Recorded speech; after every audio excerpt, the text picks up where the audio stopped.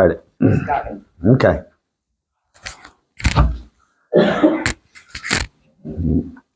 Well, good morning. Good morning. It's good to see everybody this morning. I'm glad that we could all make it out. It's getting chilly now, isn't it? Yeah. A little bit. A little bit. Not You here know. up north. Huh? Not here. What now? You're from up north. I know I'm from up north. I'm just trying to make you all feel, Okay. you know. Yeah, no, it ain't chilly to me. I like this. So, but you know, so I do notice it because I prefer this than the 112 in the summer. Right. So yeah, so, yeah, you know, I totally get, you know, but anyway, so. Oh yeah, we're going to continue today through the life of Moses. We're in Exodus 18 today, and so we'll be talking about that. And this will be advice from his father-in-law. So, but let's go to the Lord in prayer and open up, and then we'll jump in and get going. Father God, we thank you and praise you. We could be here today, Father. We just ask now that as we go through this time, Lord, that you would just help us to, you know, learn something from Moses' example and the life that he lived. And Lord, I just pray that we would be able to get something that we maybe didn't know before. Lord, I just ask that you just be with us through this time. And I thank you and praise you. In Jesus' name, amen. Okay. All right. So far, we've gone through the plagues and everything. They've crossed over the Red Sea. Last week we talked about how they were needing some water. They were having a hard time finding water, so they were complaining about things. So, you know, I know we don't ever complain to God or about things that God is doing and stuff like that, right? And it's not something that we have a problem with. We never complain. So, but yeah, so they were complaining. And they actually, you know, I'd like to think that, you know, I've said that I don't like being thirsty. I can't stand having a dry mouth. You know, as you see, I got me a bottle of water here.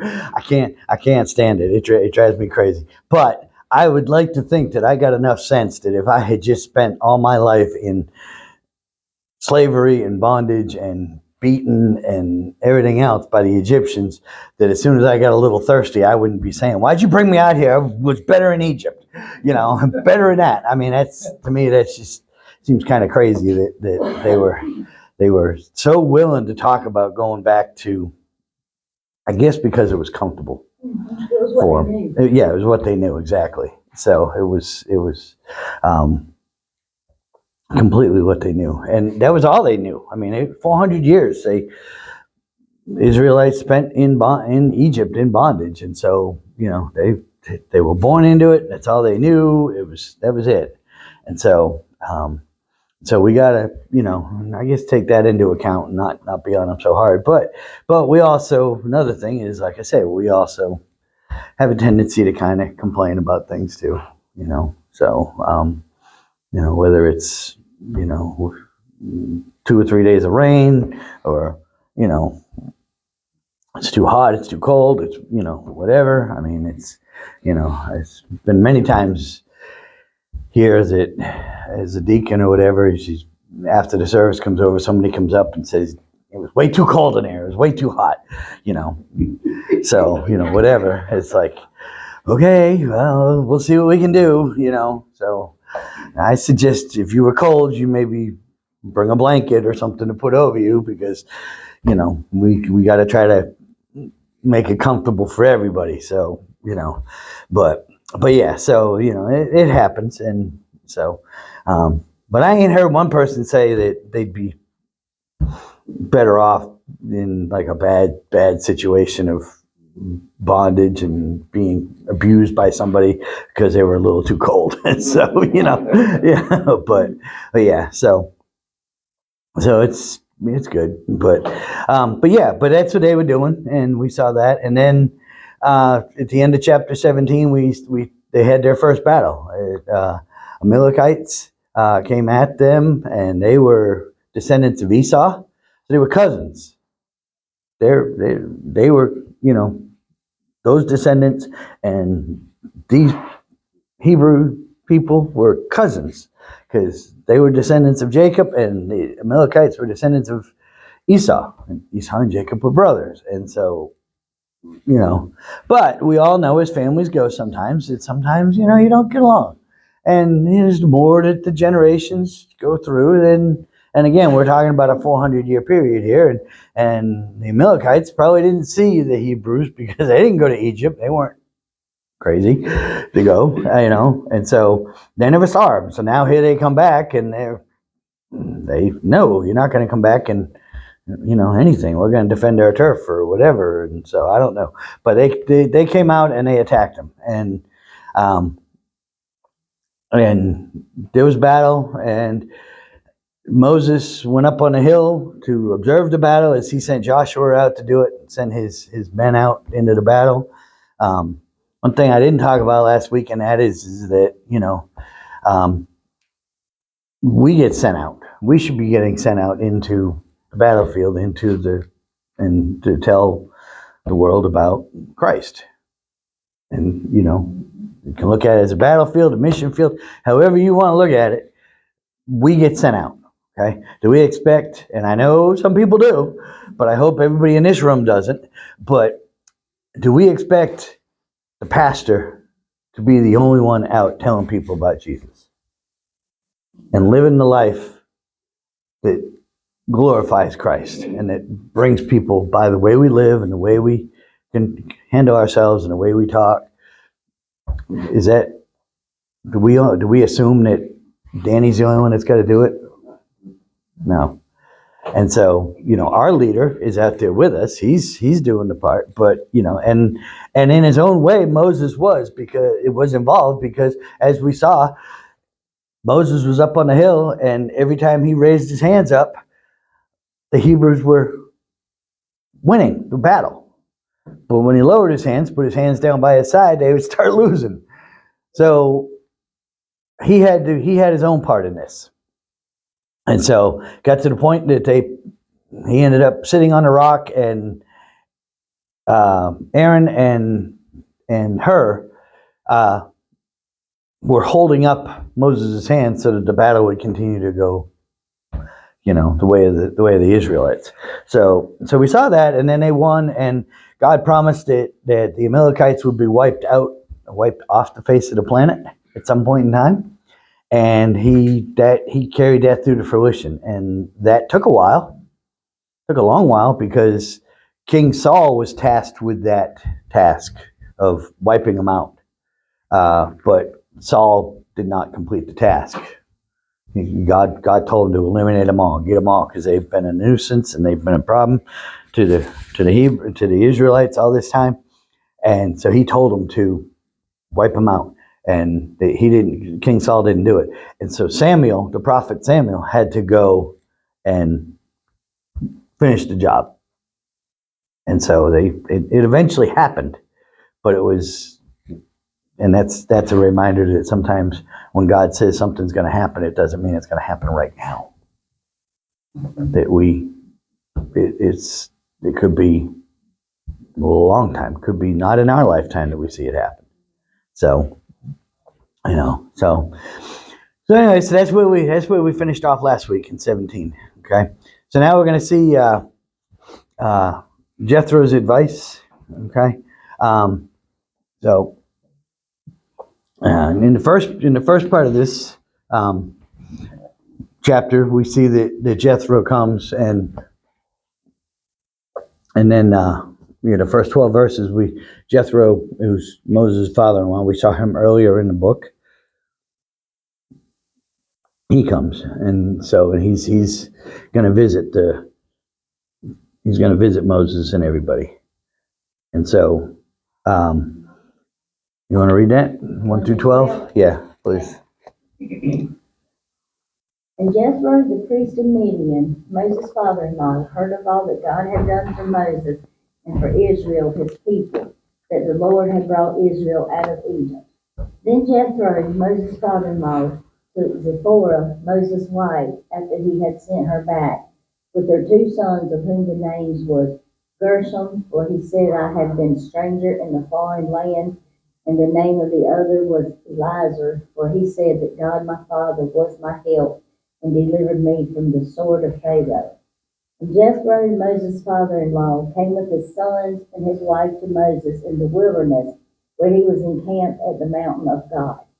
Now he had said to Moses, I, your father-in-law Jethro, am coming to you with your wife and her 2 sons with her. So Moses went out to meet his father-in-law, bowed down and kissed him. And they asked each other about their well-being, and they went into the tent. Moses told his father-in-law all that the Lord had done to Pharaoh and to the Egyptians for Israel's sake, all the hardships that had come upon them on the way, and how the Lord had delivered them. Then Jethro rejoiced for all the good which the Lord had done for Israel, whom he had delivered out of the hand of Egyptians. And Jethro said, Blessed be the Lord who has delivered you out of the hand of the Egyptians and out of the hand of Pharaoh, and who has delivered the people from under the hands of the Egyptians. Now I know that the Lord is greater than all the gods, for in the very thing in which they behaved proudly, he was above. Then Jethro, Moses' father-in-law, took a burnt offering and other sacrifices to offer to God. And Aaron came with all the elders of Israel to eat bread with Moses' father-in-law before God. All right. So here we see his father-in-law is coming. Okay. First of all, his father-in-law, as we talked about earlier in the chapter, was a priest of Midian. I don't know exactly what the Midianites believed, but I do know that they had other gods.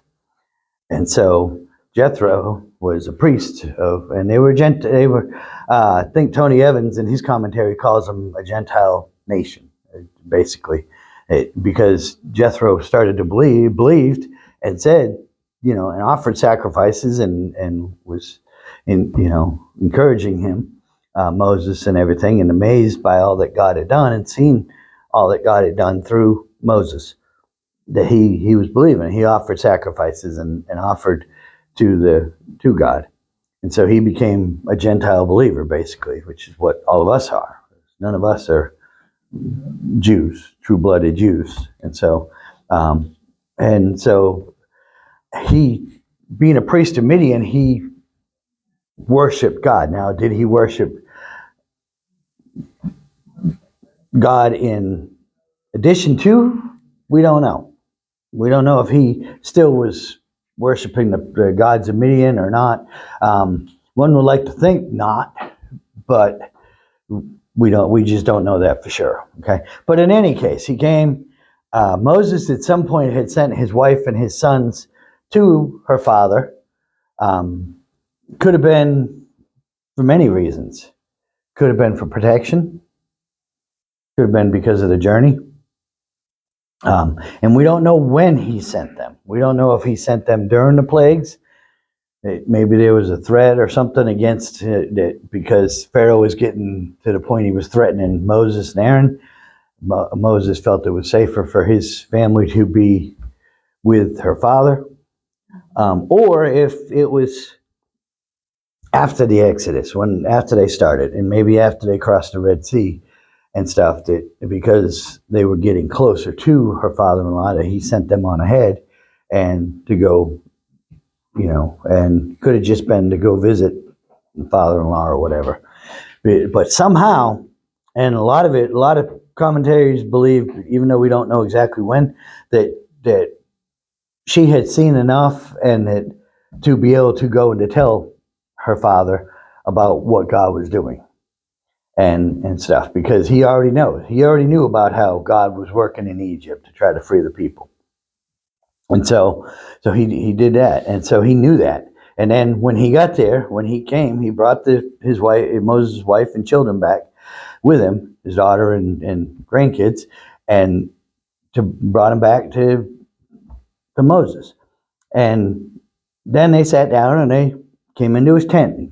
Moses made him welcome. He came into his tent. They sat down. They started talking about filling in all the details of everything that God had done and everything that God had been doing probably since he did send his family to his father-in-law.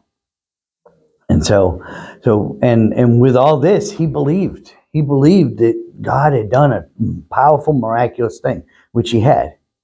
And the crossing of the Red Sea was, incredible enough. On dry ground. It wasn't like the waters just receded and it's like walking on the sand at the beach when the tide's going out, it's just wet and kind of mushy or whatever. This was dry ground. So the wind blew enough that it dried up the ground and everything so that they would have very little issues crossing through. And of course, when the Egyptian army followed, they, once all the Israelites were out, God let the water go, and Egyptians were taken and overcome by the water, and everything drowned. And so, and I don't know, I saw some article several years ago. I don't know if it's true or not, because you just don't know with stuff on news and whatever and stuff. But supposedly they, at one time, got down to the bottom of the Red Sea and they found a bunch of chariots and stuff down in the bottom of the Red Sea. And they had a picture of it and all that. And so, like I said, but I don't know how true that is or not. But we do know that a lot of the stuff that is talked about in the Bible is the historians, not just historians, but archaeologists, that's the word. I wanted to say architects, but I knew that wasn't right. Archaeologists are finding evidence for this stuff, and they're amazed. They're amazed. And it's like, well, yeah, right. Duh. It's not a bunch of fables. It's not a bunch of, just stories made up. This is accurate history. And so the sooner you accept that, the sooner better it'll be. But yeah, so we see that. So he's telling them all this and everything, and he worships God with Moses and the others that are worshiping God. Okay? And remember, these people have gone from, as soon as they crossed the Red Sea, they started worshiping and praising God. And then within just a short period of time, I think it was a month, they started complaining and saying that they were better in Egypt and everything. But they are still worshiping. Okay? And so now, God told Moses, when he spoke to him through the burning bush, he said, after you come out, you will come back to this mountain and you will worship me here. This is the same mountain. This is Mount Sinai. This is where Moses first encountered God. So he probably went and showed him where the burning bush was, or where the bush was and stuff. I don't know if it was still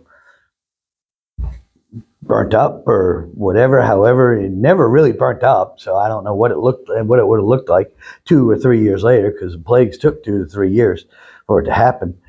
And so, but that would have been something I would have done. If I would have been like, yeah, there's the bush right there. That's where God talked to me, and stuff, and but I mean, I go back north. I'm gonna take Pam, Robbie, and go around and show them all the places I grew up and, different things and whatever, and, neat things up there and all that stuff, so places, I used to get in trouble at and everything, and whatever. So, but yeah, so, and, that I learned to be a much smarter person and not do those sort of things. But yeah, so, but so this is the same mountain. And so this was near, because Moses was here when he was shepherding his father-in-law's flock. So he was near this, and he had them up on that mountain, grazing and whatever, and to keep the flock alive and everything, because he was a shepherd at that point. He'd gone from being adopted grandson of Pharaoh to a lowly shepherd. And so, so they were coming back through here, and originally Midian is not that far. And I tried to get me some maps and stuff to kind of show where Midian and where they started out in Goshen and all that stuff. But all the maps that had the Exodus out of there, none of them listed Midian. So I was just like, that's a big point in this story. So why would they not even just put a mark on there to show? But so. So, But but yeah, so because I was going to print off a map and bring that too. But so anyway, so it was close by. It was because Moses was out here tending to his father-in-law's flock here, and so so Moses knew, and he was following what God had said, because God said, "You will come back here and you will worship." And so they were there, and they were close to the mountain, and they were there at the mountain, at stuff. And so he was doing what God had told him. They were there worshiping. Okay, and so that was good. That there was no question. There was no.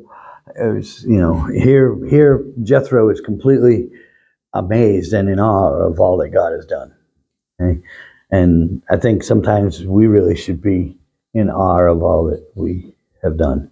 And one point to take here is, when God works in our lives, do we make a point to tell other people about it and to be excited about it? Is because the first thing that Moses did is he went out, he heard his father-in-law and his family were coming. He went out and saw them, greeted them, and then brought them here. Come on, stay with me. Brought them into his tent and told them all that had happened, all that was going on. Cleared up any false information too, in case some word had gotten out and whatever. Because I'm sure word had gotten out that a lot of these things were happening in Egypt and all that stuff. And so how word travels. Doesn't always travel accurately. Sometimes just from the internet, it definitely doesn't travel accurately. So I'm sorry to shock you. I'm sorry to shock you with that not everything you read is true on there. So, but yeah. So he was excited to tell his father-in-law about it. Are we that same way? Do we, when God has moved in our lives, even if it's not in this huge, massive parting of the Red Sea way, but even in the little things that God does for us, aren't we excited to be telling other people about it, or do we just keep it to ourselves? Isn't that a way to give God glory and to give God praise, is by telling others the things that he's done? And so that's what he's doing here. Moses is excited about doing it and happy with doing it. So, okay. So, all right. So 13 through 27.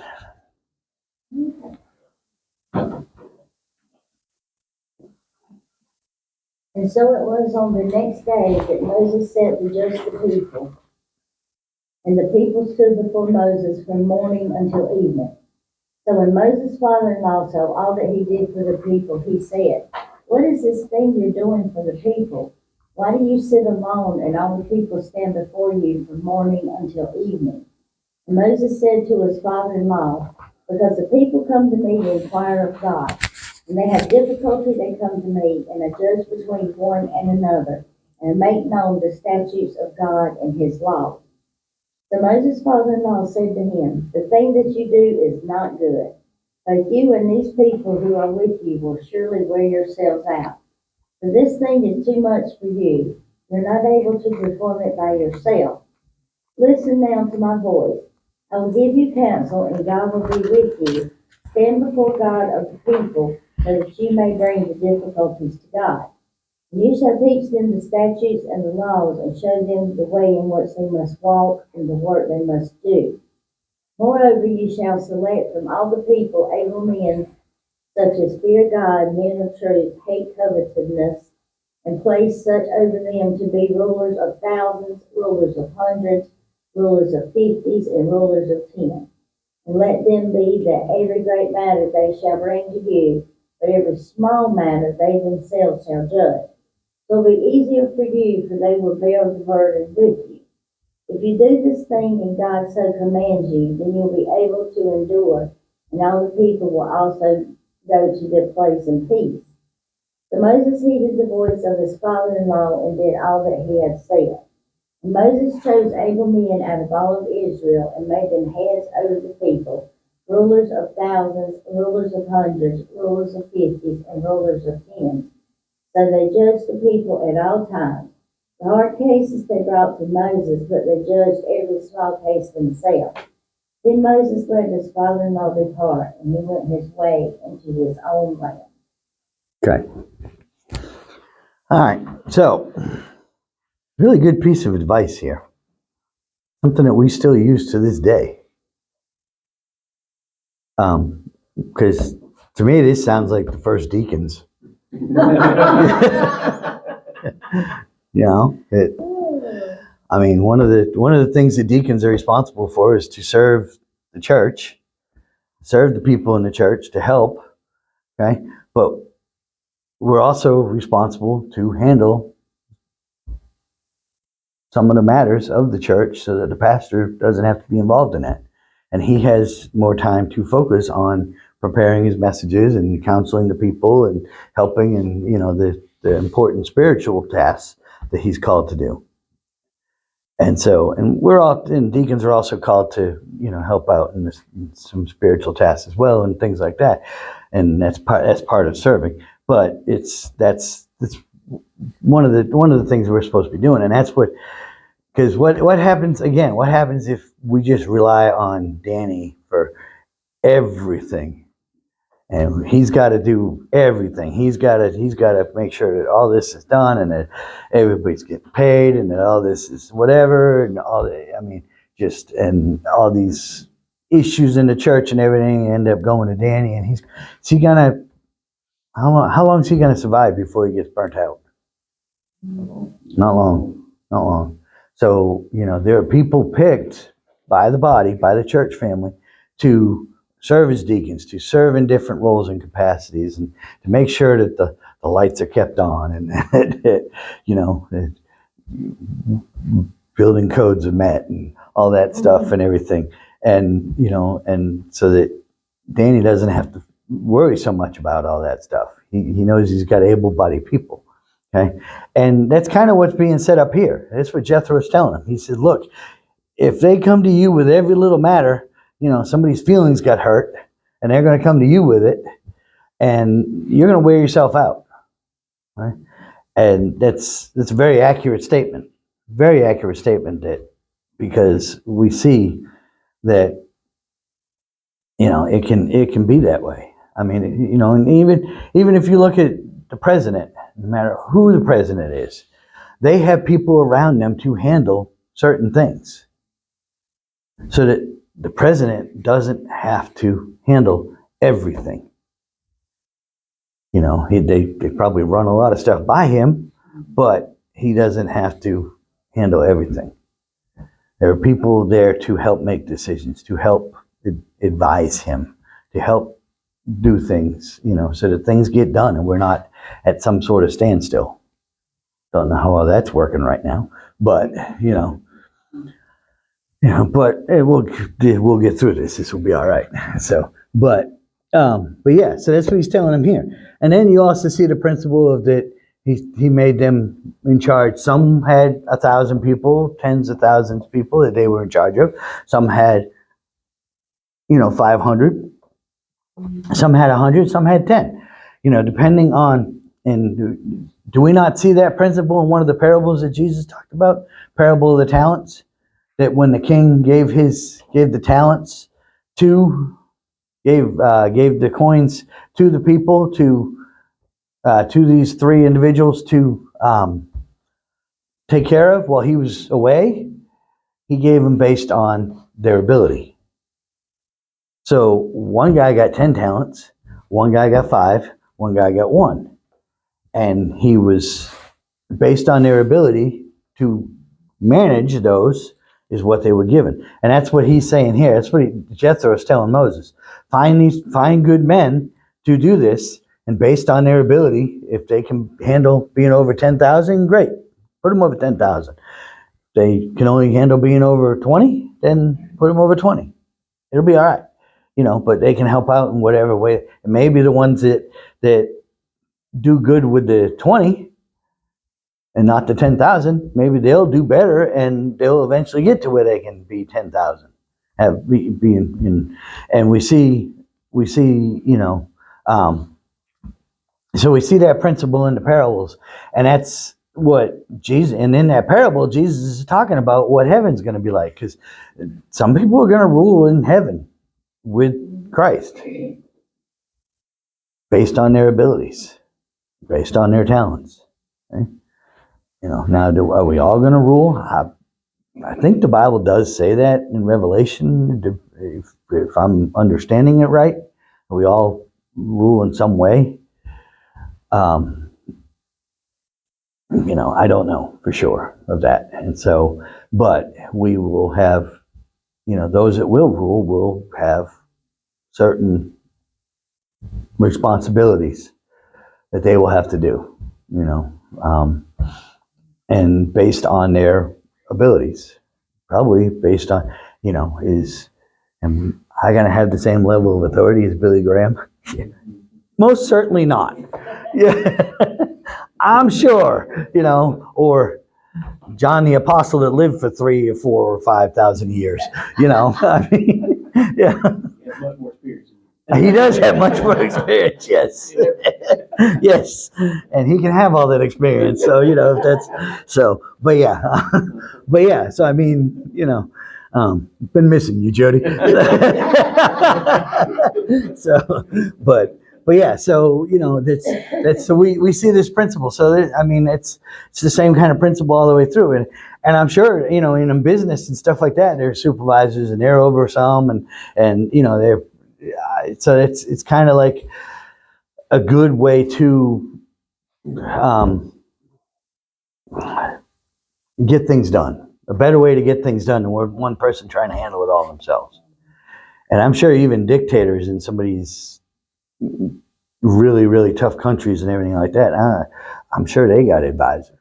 They got people kind of, I'm sure that, if there's a dictator, like, in some of these countries like North Korea or something like that, I'm sure he makes all the final decisions, but, and he's so, but then you get to the point where sometimes they're making so many decisions, they have their own brothers and family killed because they're paranoid.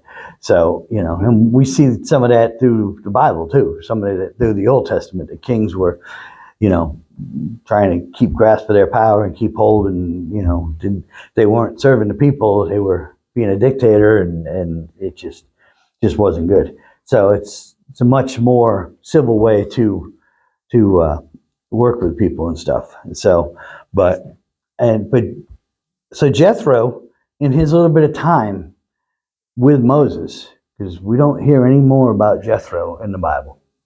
And you got to remember, at this point, Moses is 80-something years old, because he spent 40 years before he fled Pharaoh, spent 40 years in the wilderness working for his father-in-law, and then before God called him, he was about 80 years old when God called him through the burning bush. So he's 80 years old when he started, and now it's been 2 or 3 more years. So his father-in-law is probably at least 100 at this point.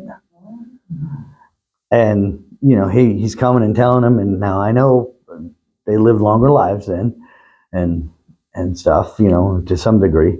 But Jethro was kind of towards the tail end of his life at that point. And it probably was good for Jethro to see that his daughter and his grandkids were going to be taken care of. That Moses was not the fugitive that he was when he first got there, and stuff. And so it's, and so we see that. And so in this little encounter, in this little bit of time, he had a major impact on the Israelites, just by helping Moses to see that he was just going to wear himself out, and to help him to understand that, should look at doing this. And then he stayed long enough, says that Moses went and set all this up, and then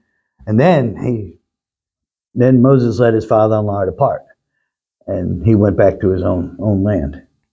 So, and it might have been the last time they saw him. We don't know. Because Jethro, I don't believe Jethro is talked about again, but I may be wrong as we go through this. We may find out, but I think he does I think that's it. So in this, like I said, it's one little encounter, and just seeing, he didn't know he was going to do that. He didn't know he was going to have to suggest that to him and come up with that plan and whatever. But he worshiped God and praised God for all the work he had done, and then he instructed, gave wise counsel to Moses, which probably kind of led by God to do that. And so, and it's good on Moses as a leader to take and to accept the counsel of others. He could have said, "No, I ain't doing that. I got this. I'll handle this myself." But he didn't. He accepted the advice and the counsel. So, and that's, and even in our lives, we should,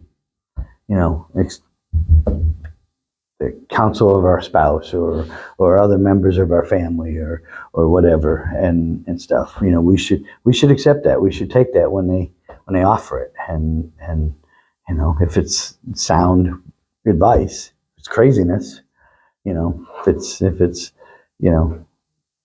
let me go shopping and spend $10,000. That's not advice you wanna take heed of, So. Yeah, I was excited.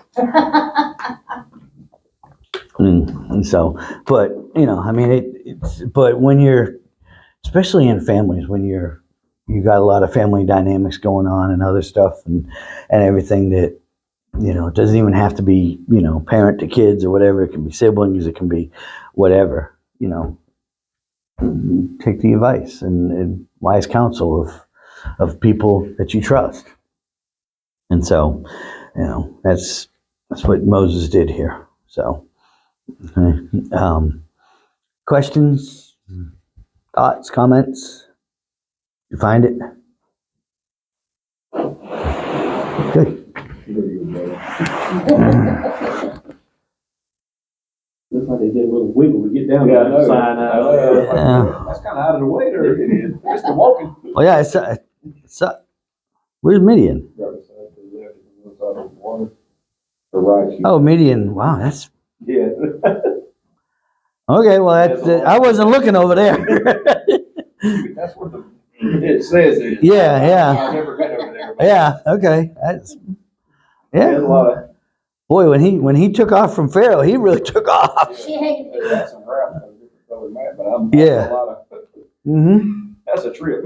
Okay. Yeah. That wasn't done. Yeah. Let's go around the That's- corner. Yeah. Exactly. So, and I guess that's all. I guess that's all the Red Sea. But basically, that's on the other side of what's Saudi Arabia. Yeah. Okay. Yeah, that's like the trip was Yeah, twice that's- as long. Yeah. It took a straight line across. Yeah. Well, yeah, and we saw that God led them a longer way because he knew if they went the straight line, they would have run into Philistines, and the people would have turned back because they wouldn't have wanted to dealt with them and been in battle all the time, and it would have been a fight. And as we know later on, we see the Philistines just completely always fighting the Israelites. So, and David's time and Saul's time and all that stuff. So, like they never seem to go away. If God was going to wipe out somebody off the earth, why wasn't it the Philistines? So, did you turn that off? looking at the map. So. Maybe the Allen House.